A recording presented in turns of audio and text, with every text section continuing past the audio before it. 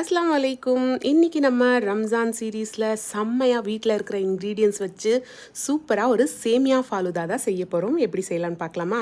அதுக்கு முதல்ல மில்க் எடுத்துருக்கிறேன். அதில் வந்து கொஞ்சமாக நம்ம சேமியா போட்டு சேமியா வேகிற வரைக்கும் இதை நல்லா கொதிக்க வச்சுட்டு, சேமியா வெந்ததுக்கு அப்புறமா இதில் வந்து நீங்கள் கஸ்டர்ட் பவுடர் ஆட் பண்ணணும். இதில் வந்து 2 ஸ்பூன் கஸ்டர்ட் பவுடர் ஆட் பண்ணியிருக்கிறேன். இதில் கொஞ்சம் ஹாட் மில்க் போடக்கூடாது, வார்ம் மில்க் தான் போடணும். சும்மா லைட்டாக டெம்பரேச்சரில் இருக்கிற மில்க் தான் போடணும், இல்லைன்னா சில்லுன்னு மில்க் கூட போட்டு மிக்ஸ் பண்ணிக்கலாம். இப்போ இந்த மில்கில் வந்து சுகர் ஆட் பண்ணிவிட்டு இந்த சேமியா மில்கில் இப்போ நம்ம கஸ்டர்ட் மில்க்கை ஆட் பண்ணிட்டோம். இதை நல்லா மிக்ஸ் பண்ண உடனே கெட்டியாயிடும். இதை நல்லா ஆறுறதுக்கு வச்சுருங்க. உங்கள் வீட்டில் இப்போ ரம்ஜான் நேரத்தில் நிறைய ஃப்ரூட்ஸ் இருக்கும். ஸோ என்ன ஃப்ரூட் இருக்கோ அதெல்லாம் கட் பண்ணிக்கோங்க. ட்ரை ஃப்ரூட்ஸ் எடுத்துக்கோங்க. அவ்வளோதான். இந்த சப்ஸா விதைகளும் கரெக்டாக வீட்லேயே அவைலபிள் இருக்கும் இந்த ரம்ஜான் சீசன். ஸோ இதையும் ஊற வச்சது எடுத்துக்கோங்க. அவ்வளோதான். ஒரு கிளாஸில் இது முதல்ல சப்ஸா சீட்ஸ் போடுங்க, ஃப்ரூட்ஸ் போடுங்க. அதுக்கப்புறமா நம்ம ட்ரை ஃப்ரூட்ஸ் இருந்ததுலேயே அது கொஞ்சம் கட் பண்ணி வச்சது அது போட்டுருங்க.